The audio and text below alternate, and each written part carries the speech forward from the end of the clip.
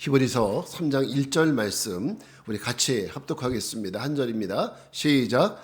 그러므로 함께 하늘의 부르심을 받은 형제들아, 우리가 믿는 도리의 사도이시며 대제사장이신 예수를 깊이 생각하라. 아멘. 우리 다시 한번 읽어보겠습니다. 시작. 그러므로 함께 하늘의 부르심을 받은 거룩한 형제들아, 우리가 믿는 도리의 사도시며 대제사장이신 예수를 깊이 생각하라. 아멘. 자, 오늘은 예수를 깊이 생각하라 이런 제목으로 말씀을 전합니다.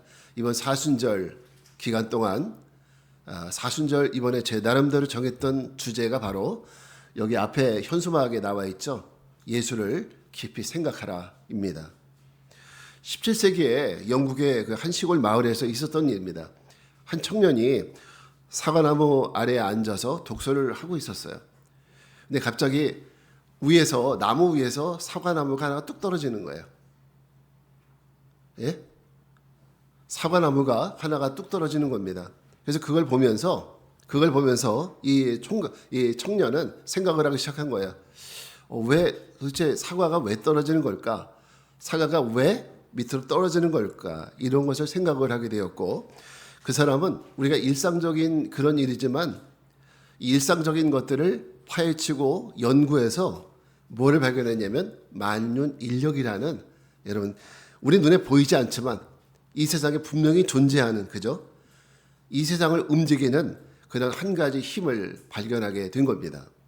그런가 하면 1931년에는 하이니라는 사람이 있었는데, 이 사람이 산업재해가 이제 그 당시에 산업재해가 너무 많이 나다 보니까, 독일 사회에 산업재해가 너무 많이 나다 보니까 왜 이렇게 산업재해가 자꾸 크고 작은 것들이 이렇게 많이 발생할까에 대해서 연구를 하기 시작했어요. 그리고 나서 발표했던 것이 뭐냐면 하이니 법칙이라는 거예요. 그 내용이 뭐냐면 어떤 대형 사고가 일어나기 전에는 반드시 그 이전에 수십 차례의 경미한 사고, 그리고 수백 건의 징후들이 미리 나타난다. 이게 바로 하이니 법칙입니다. 이걸 생각하니까 우리에게도 별로 낯설지 않은 그런 이야기죠. 저 하이니 법칙이. 우리가 가깝게는 뭐 지진, 대지진 이런 것도 마찬가지로 큰 지진이 있기 전에는 작은 지진들이 계속적으로 일어난다. 이런 것도 우리가 볼 수 있잖아요. 또 우리가 지난주에 안타깝지만 안성에서 그 고속도로 교량 건설 현장에서 사고가 났잖아요. 근데 사실 그것도 엄격히 따져보면은 작은 사고들이 점차적으로 큰 사고로 이어지는 경우가 굉장히 많이 있죠. 몇 년 전에 있었던 이태원 참사 같은 경우에도 마찬가지고, 우리 사회에서 벌어지는 모든 것들이 가만히 보면은 처음부터 큰 것이 아니라 처음에는 작은 것부터 그러다가 큰 사고가 일어나는 경우가 굉장히 많이 있습니다. 자, 이런 것들을 가만히 생각을 해보니까 재밌더라고요. 우리 주변에 이런 현상들이 너무나도 많이 있거든요. 이 작은 것들이 나중에 큰 것으로, 우리나라 속담에도 왜 그런 것이 있잖아요. 네? 바늘도 들고 소주도 있단다는 아니고, 네. 어쨌든 이런 작은 경미한 일들이 큰 사건으로 발생하는 경우가 굉장히 많이 있습니다. 이런 일들이 우리 주변에는 이런 다양한 원리들이 많이 있습니다. 자, 과학적으로 이런 원리들이 있고, 또 사회적인 삶에서도 이런 다양한 원리들이 존재한다라는 걸 생각을 해보면서, 그러면 우리가 하나님을 믿는 우리 신앙의 삶에는 어떤 원리가 있을까? 어떤 원리가 존재할까를 한번 생각을 해봤습니다. 여러분, 하나님을 믿는 우리 안에는, 우리 믿음의 삶에는 어떤 원리가 있을까요? 자, 이런 마음으로 한번 우리 주변에 한번 가만히 좀 묵상을 해보기 시작을 했어요.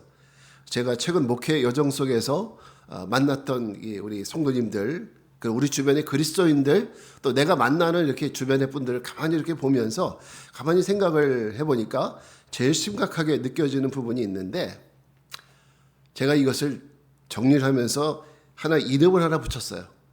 그것이 뭐냐면 탄성의 원리, 신앙의 탄성이란 신앙의 탄성력, 이렇게 한번 이름을 붙여봤어요. 그래도 좀 무슨 역 이렇게 해야 무슨 원리처럼 보이잖아요. 그래서 신앙의 탄성력, 이렇게 한번 이름을 붙여봤습니다. 여러분, 탄성이라는 것이 뭔지 아시죠? 탄성. 그래서 잡아다녔다가 놓으면 원래 자리로 돌아가려고 하는 성질. 이게 탄성이에요. 용수철을 딱 눌렀다가 손을 놓으면 다시 원래대로 돌아가려는 성질이죠. 그러니까 탄성이라는 것은 여러분 고무줄을 생각하면 쉬워요. 고무줄. 우리 어렸을 때 남자들 그런 장난 해봤잖아요. 두 사람이 딱 양쪽에서 고무줄 딱 잡고 자, 뒤로 쫙 가다가 한 사람의 손을 딱 놓는 순간에 어떻게 됩니까? 상대편에 있는 사람의 얼굴을 탁 치게 되죠. 정확하게 얼굴을 치게 돼요. 제가 수십 번 해봐서 압니다. 그게 바로 이제 탄성의 원리입니다. 신기하게도 여러분 이 신앙의 탄성을 경계하기 위해서 쓰여진 책이 바로 이 오늘의 성경 히브리서입니다. 이 히브리서는 어떤 책이냐 물어보면 신앙의 탄성을 경계하기 위해 쓰여진 책 이렇게 보시면 정확합니다. 아마 지난번에 성경 통독하셨던 분들은 히브리서에 대해서 제가 말씀드렸죠. 어떤 책인지. 그렇지만 또 잊어버리셨을 거라고 저는 믿어 확신합니다. 한번 말씀드려서 다 기억하시면 목사님을 하시죠. 자, 근데 여러분 초대교회 이 히브리서 제가 배경을 잠깐 말씀드리면 초대교회에는 예수님이 승천하신 후에 부활하시고 승천하신 이후에 유대교의 핍박이 예루살렘 교회에 닥치죠. 그 핍박의 여파를 말미암아서 기독교인들이 유대 땅 이외의 바깥 동네로 이제 도망을 가게 되죠. 피하게 되죠. 탈출하게 됩니다. 그래서 유대 땅 밖에 살던 기독교인들 그 사람들이 바로 이 히브리서의 수신자들입니다. 그 사람들에게 쓰여진 책이에요. 왜냐하면 당시의 유대 땅에는 로마로부터 독립하자 마치 우리가 일본에게 독립 선언하는 것처럼 우리 로마로부터 독립해야 되지 않겠냐 독립합시다 이런 어떤 그 민족성이 고취되는 이런 시기였습니다. 그러다 보니까 많은 유대인들이 유대 밖에 있는 기독교인들을 찾아가서 뭐라고 얘기했냐면 너희도 유대인 아니냐 너희도 유대인이지 너희에게도 유대인의 피가 흐르고 있고 그리고 너희도 아브라함의 후손이고 너희도 모세의 후손이지 않냐. 지금 우리 민족이 로마로부터 이제 독립을 해야 되는데 너희도 동참하라. 이렇게 얘기하는 거예요. 그러면 우리 같은 사람들 막 속에서 피가 막 끓잖아요. 젊은이들은. 그래 나도 한번 해보자. 우리나라 마치 3.1절 그죠? 3.1절 그 사건처럼 3.1절 독립운동처럼 그와 같은 우리 민족성에 불을 붙이는 이런 역할을 한 거죠. 그래서 많은 유대인 출신 기독교인들이 다시 유대교로 돌아가려고 하는 이런 움직임들이 보였던 거예요. 바로 이런 상태에서 히브리서가 쓰여진 거예요. 로마로부터 해방을 쟁취하고자 하는 말의 선동이 되어서 그 사람들은 예수님을 버리고 예수님을 배교하고 예수님을 떠나서 다시 옛날에 그들이 가졌던 유대교 율법 아래로 다시 돌아가는 이런 어리석은 삶을 이제 보이기 시작했던 것이죠. 그래서 히브리서는 하려고 하는 얘기는 오직 하나입니다. 유대교로 돌아가면 안 돼. 그거예요. 옛날로 돌아가지 마. 옛날로 돌아가면 안 돼. 이런 얘기를 하는 겁니다. 오직 그 한마디예요. 옛날로 돌아가지 마. 여기서 나타난 것이 바로 신앙의 탄성이에요. 여기 나타나는 원리가. 어떤 것이냐면 다시 원래의 자리로 돌아가는 거예요. 열심히 막 신앙생활하다가 뭔가 내 삶에 문제가 생겼어. 옛날로 돌아가야지. 옛날 모습으로. 이게 바로 신앙의 탄성을 얘기하는 것입니다. 민족성을 고취시키는 독립이라는 말에 유대인들이 예수를 버리고 다시 옛날로 돌아갔던 것처럼 여러분 우리의 삶에도 이런 일들이 비일비재합니다. 비단 1세기 유대 출신 기독교인들에게만 있었던 것이 아니라 지금 우리 주변에 많은 분들이 이 신앙의 탄성에 끌림을 받고 있는 거예요. 과거, 옛날의 삶이라는 것이 지금도 계속적으로 끌어다니고 있거든요. 그 탄성의 힘을 우리가 지금 견디고 있는 거예요. 여러분 예를 들어서 나에게 어떤 큰 문제가 생겼을 때 어떤 질병이 걸렸거나 가장 많은 것이 이런 거죠. 갑자기 뜻하지 않은 질병이 걸렸다. 또 어떤 일에 실패를 맛봤다. 아픔이 찾아왔다. 자녀들에게 문제가 생겼다. 그럴 때 많은 그리스도인들이 쉽게 예수를 배교하고 예수를 버리는 것을 배교한다라는 겁니다. 이런 행위들을 쉽게 행합니다. 그리고 다시 과거로 돌아가요. 과거 어떨 때 예수를 믿기 이전으로 돌아가는 이런 모습들을 우리 주변에서 얼마나 많이 봅니까? 그래서 과거가 나를 끌어다닌다. 지금도 끌어당긴다. 그래서 신앙의 탄성이라고 얘기하는 거예요. 이것을 우리가 이기지 못한다라기보다는요, 더 맞는 말은 우리에게는 그것을 이길 수 있는 힘이 없는 거예요. 이길 수 있는 근력이 없는 거예요. 뭔가 우리가 덤벨을 잡아다니려고 하더라도, 이걸 잡아다니려고 하더라도 근력이 있어야 되잖아요. 근데 우리 신앙에는 그것을 버틸 만한 근력이 없는 거예요. 우리 그만큼 연약합니다. 그래서 저는 우리 그리스도인들이 온실 속의 화초 같다 이런 느낌이 들어요. 지금 우리 모든 현재 신앙생활하고 있는 우리들 모든 그리스도인들이 마치 온실 속의 화초 같다라는 느낌이 들어요. 그 얘기는 뭐예요? 너무 연약하다라는 거죠. 불과 한 3, 40년 전에, 그러니까 제가 신앙생활 처음 했을 때만 하더라도, 우리 최환 집사님 신앙생활 예전에 하실 때만 하더라도, 그때 성도들 입에서 이런 얘기가 자주 나왔어요. 우리 오늘 산에 소나무 뿌리 하나 뽑으러 가자. 이런 얘기들. 집사님 들어보셨죠? 그런 얘기 참 많이 했어요. 물론 여기에는 약간 허세가 들어있어요. 이 말에는 진짜 산에 가서 소나무 뿌리 뽑으면 잡혀가죠. 근데 그만큼 산에 가서 기도하고 밤을 새우고 이런 일들을 많이 했어요. 그래서 평창동, 서울에도 평창동 있잖아요. 평창동에 가면 그 뒤에 삼각산이 있잖아요. 삼각산 기도, 과거에 한국교회에 많은 지도자들을 배출하고 많은 기도의 영적 지도자들을 배출하는 것이 바로 이 삼각산이잖아요. 거기서 기도, 우리 집사님 많이 가셨었죠? 예. 그러니까 그렇게 옛날에 그렇게 밤을 새워가면서 기도했던 사람들이 바로 우리 믿음의 선조들입니다. 그 사람들이 누구냐? 1907년도에 평양 대부흥운동을 이끌었었던 길선조 목사님, 이용도 목사님, 또 한국 이 기독교의 큰 부흥사였었던 김익두 목사님, 이런 분들이 모두가 다 그렇게 산에서 기도하면서 야성을 키웠던 사람이죠. 이런 분들에게는 소위 뭐가 있느냐? 믿음의 야성이 있는 거예요. 그러니까 온실 속에서 연약하게 신앙생활하는 것이 아니라, 저 산에서 그렇게 야성적으로 신앙생활했던 분이죠. 이런 분들은 웬만한 유혹이라든지 웬만한 신앙의 탄성에는 절대 꿈쩍도 하지 않습니다. 여러분, 저는 우리 교회 성도님들이, 우리 한국교회 모든 성도들이, 이 땅의 한국교회 성도님들이 온실 속의 화초가 아니라 그 어떤 신앙의 탄성도 견뎌낼 수 있는 그 근력을 갖출 수 있게 바랍니다. 그 신앙의 야성을 갖는 우리 성도님들이 되시기를 주님의 이름으로 축복합니다.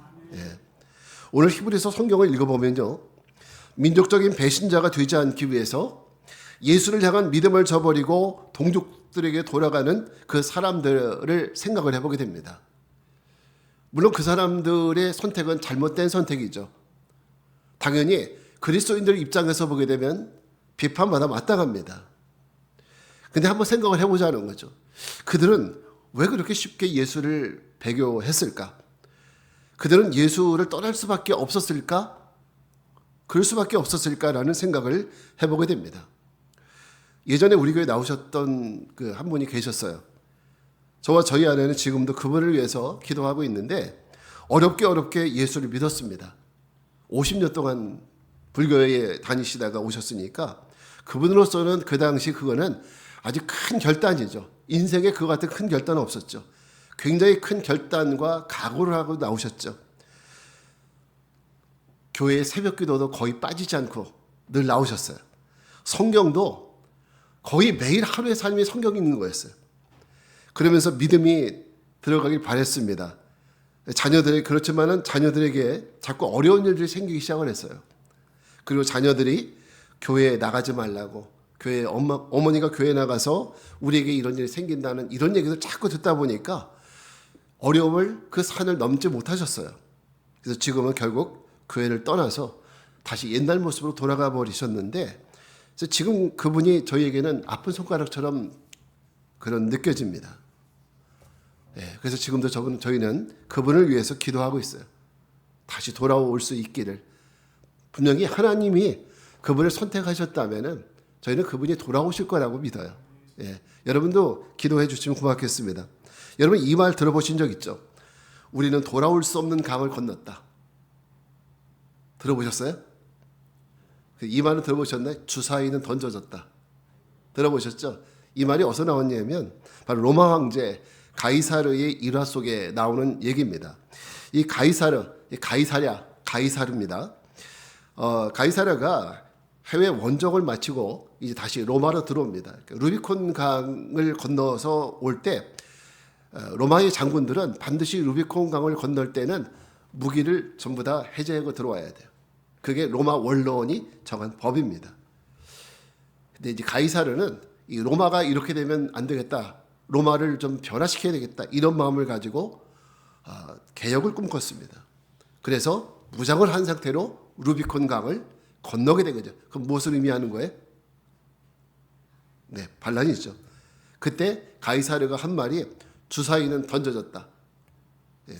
이제는 돌아갈 수 없다라는 말이죠. 이제 돌아올 수 없는 강을 건넜다는 거죠. 여러분 이 말이 얼마나 결의에 찬 결심입니까? 이 말 한마디만 들어도 뭔가 큰 일을 벌일 것 같은 이런 느낌이 들지 않나요?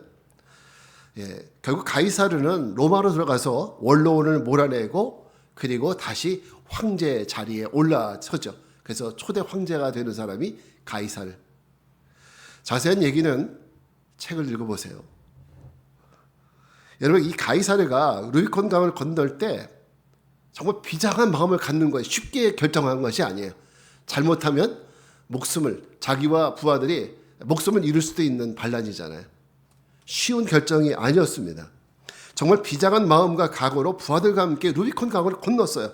자, 우리는 이제 돌아올 수 없는 강을 건넜다. 그러면서 물론 다리는 없죠. 그렇게 결단을 한 거예요. 이런 것처럼 우리는 여러분이 어떤 마음으로 예수를 믿기 시작했고 어떤 의도로 교회를 다니는지는 저는 모릅니다. 오직 여러분과 하나님만 아시는 거예요. 여러분이 구원을 받는 것이 확실한지 아닌지는 하나님과 여러분만이 아는 것입니다. 만약 여러분이 십자가의 예수님을 내가 믿고 받아들이고 하나님이 구원할 자로 예수를 내가 믿기로 결정했다면 여러분은 이미 돌아올 수 없는 강을 건넌 사람들이에요. 여러분 구원에 대해서 이미 주사위는 던져졌습니다.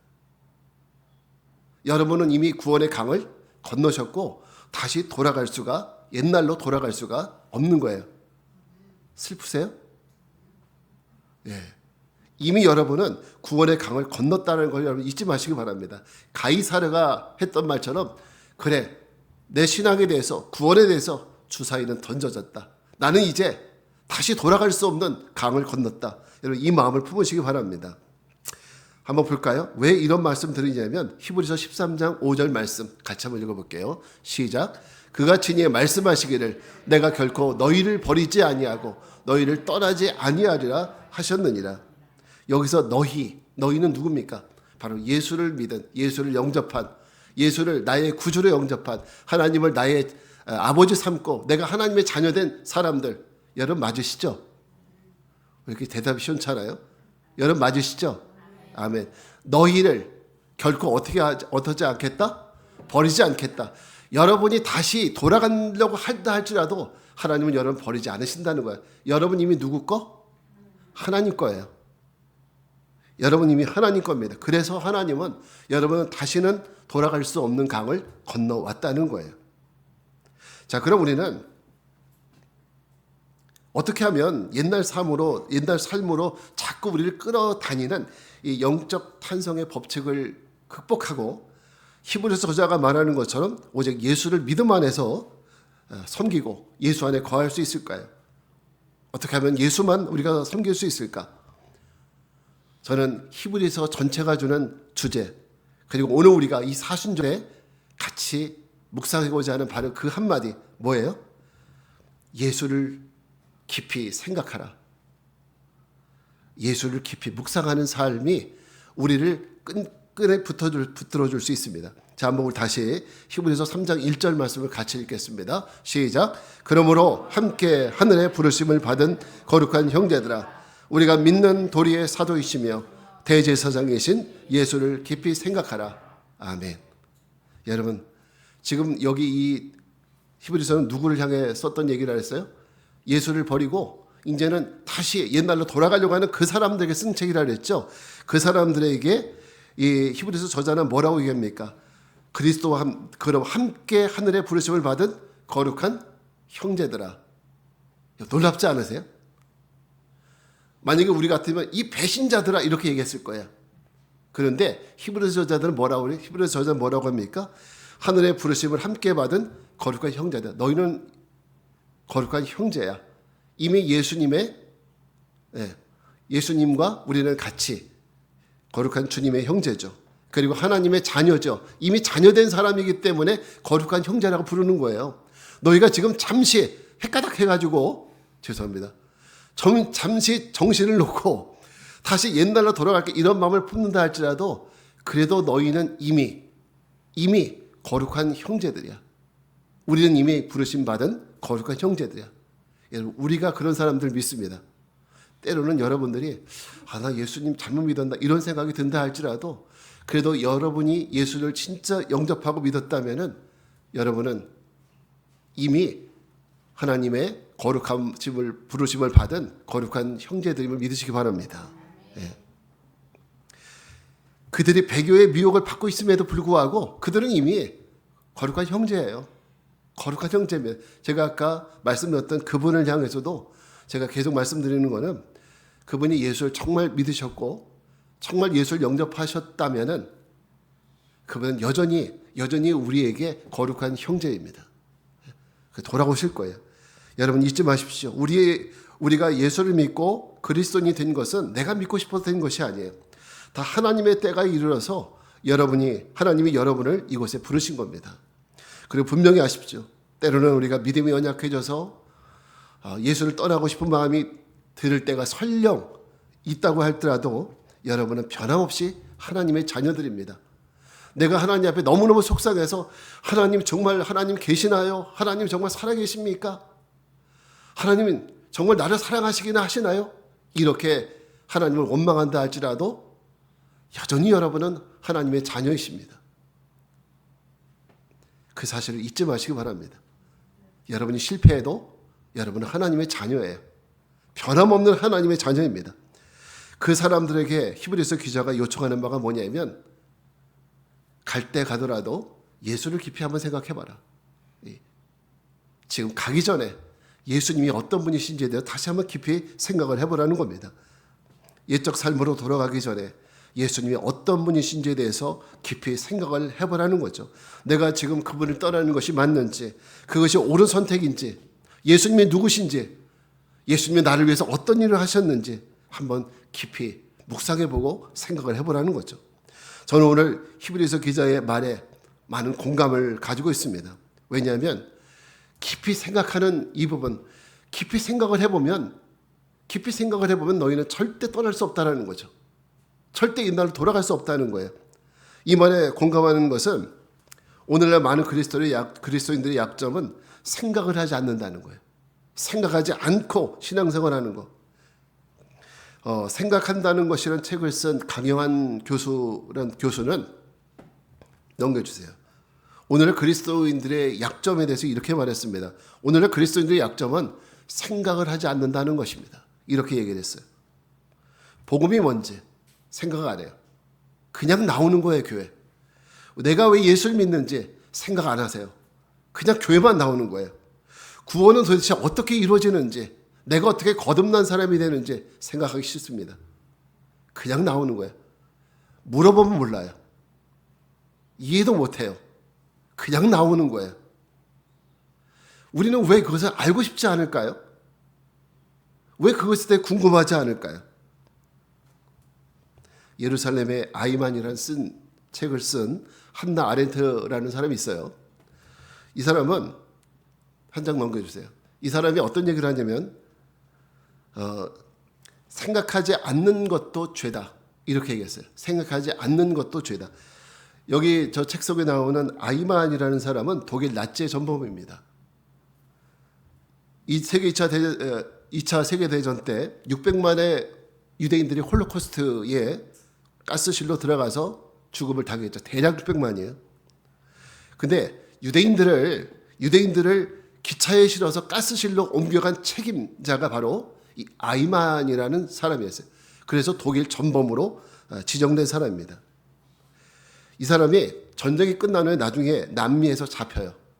그리고 1954년 예루살렘에서 이 아이만에 대한 재판이 열립니다. 그때 이 아이만이라는 사람이 뭐라고 얘기했냐면 저는 죄가 없습니다. 왜? 나는 그냥 상관이 시키는 대로만 했을 뿐입니다. 나는 그냥 시키는 대로만 했을 뿐입니다. 이렇게 대답을 했어요. 여러분 이 말에 대해서 어떻게 생각하십니까? 요즘에 우리 그분들 생각이 나시죠? 요즘 계엄 국면에서 아무 생각 없이 따라왔었던 그분들. 나는 그냥 시키는 대로 했습니다. 여러분 만약 그가 이 생각이라는 것을 한번 했었더라면, 이 아이만이라는 사람이 생각이라는 것을 했더라면 과연 유대인들을 가스실로 보내는 이 일에 순순히 시행했을까? 라는 생각을 해보는 거죠. 그 당시에 디트리히트 보네퍼라는 분이 계셨어요. 이 목사님이 계셨는데 이분도 똑같은 시대에 살았죠. 그때 이분은 히틀러의 이 만행을 보면서 어떻게 생각을 했냐면 이런 생각을 했습니다. 그는 독일의 지도자는 맞지만은 미친 운전사는 당장 트럭에서 끌어내야 한다. 이런 생각을 한 거예요. 여러분 팩트는 똑같습니다. 히틀러가 저지른 만행은 똑같습니다. 근데 한 사람은 아무 생각 없이 그것을 복종을 했어요. 그러나 또 한 번 이 보네퍼 같은 사람은 미친 운전자는 당장 트럭에서 끌어내야 한다. 이렇게 이야기하고 그리고 히틀러 암살에 가담을 했다가 결국 실패를 하고 순교를 하게 됩니다. 이 책의 저자 한나 아렌트는 이렇게 말해요. 아이만의 죄가 뭐냐? 아이만의 죄는 다른 것이 아니라 생각하지 않았다라는 것. 그게 바로 그의 죄라는 거예요. 생각하지 않았다라는 것. 여러분 오늘 히브리서 기자가 오늘 성경에서 우리에게 주는 말씀을 잘 한번 생각을 해보십시오. 예수를 깊이 생각하라. 예수를 깊이 생각하라. 여러분 예수님이 누구신지 궁금하지 않으십니까? 혹시 그분에 대해서 더 알고 싶은 마음은 없으십니까? 십자가에서 예수님이 나를 위해서 어떤 일을 하셨는지 여러분 알고 싶지 않으십니까? 한나 아렌트의 말처럼 우리가 여러분 아무 생각 없이 그냥 교회만 왔다 갔다 한다면 이 한나 아렌트의 말처럼 생각 없이 신앙생활하는 것도 결국 죄입니다. 왜냐하면 그거는 하나님을 우리에게 복음을 주신 예수를 주신 하나님을 기만하는 행위이기 때문입니다. 하나님이 사람에게 뭘 줬냐면 지성을 주셨고 이성을 주셨고 또 인간에게 통찰력이라는 것이 있죠. 똑같이 생각을 나타내지만 지성이라는 것은 우리가 뉴스나 신문을 통해서 책을 습득하는 것이 이게 바로 지성이에요. 그래서 우리가 책을 통해서 지성이 길러지잖아요. 그죠? 뉴스를 통해서 지성이 길러집니다. 그럼 이성이라는 것은 뭐냐? 한자 넘겨주세요. 그 이성이라는 것이 뭐냐? 이성이라는 것은 내가 받아들인 정보가 옳은 것인지 옳지 않은 것인지 이거를 분석하고 생각하는 것, 판단하는 것이 이성이에요. 그러니까 이성적으로 판단해라 이런 얘기 하잖아요. 이성적으로 생각해봐 그게 네가 하는 것이 맞는 것인지 이런 얘기 하잖아요. 판단하는 것이 이성이에요. 그 통찰력이라는 것이 뭐냐면 정보가 옳고 그름을 넘어서서 그 숨겨진 의도까지 꿰뚫어 보는 거예요. 이게 바로 통찰력이에요. 오늘 히브리서 기자가 말하는 예수를 깊이 생각하라는 이 말은요. 단순하게 지식을 생각하라는 것이 아니에요. 이성적으로 판단하는 것을 넘어서 예수님이 하신 그 십자가의 사건이 어떤 의미가 있는지 통찰해 보라는 거죠. 깊이 통찰해 보라는 거예요. 그게 바로 예수를 깊이 생각하라는 의미입니다. 여러분 이제 이번 주 수요일부터 사순절이 시작됩니다. 사순절은 예수님의 부활 전 40일을 우리가 정해서 우리의 죄를 돌아보고 예수님이 우리에게 위해서 행하신 일들이 그 의미를 한번 깊이 묵상해 보는 거예요. 그런 절기입니다. 그래서 이 절기 동안 어떤 분들은 말씀 통독을 하기도 하고 또 우리처럼 성경 필사를 하기도 하고 그리고 자기의 죄에 대해서 깊은 회개하는 이런 시간을 갖기도 합니다. 여러분 우리에게 사순절도 이번 사순절이 예수를 깊이 생각하는 그냥 얼굴만 어둡게 막 슬픈 듯이 이렇게 오는 것이 사순절의 목적은 아니에요. 예수님을 깊이 생각하는 것이 이 사순절의 중요한 목적이다. 오늘 말씀의 결론이 있습니다. 예수를 깊이 생각하라. 이 한 문장 이것이 이 사순절 내내 여러분 마음속에 깊이 새겨지는 그 한 구절이 되기를 바랍니다. 그래서 여러분 이제부터는 맹신적인 믿음의 사람이 아니라 내가 믿어져서 믿는, 내가 깨달아져서 믿는, 내가 예수님을 통찰해 보니 예수님은 나를 구원하실 구원자라는 것이 믿어져서 예수를 믿는 우리 모두의 삶이 되시기를 주님의 이름으로 축복합니다.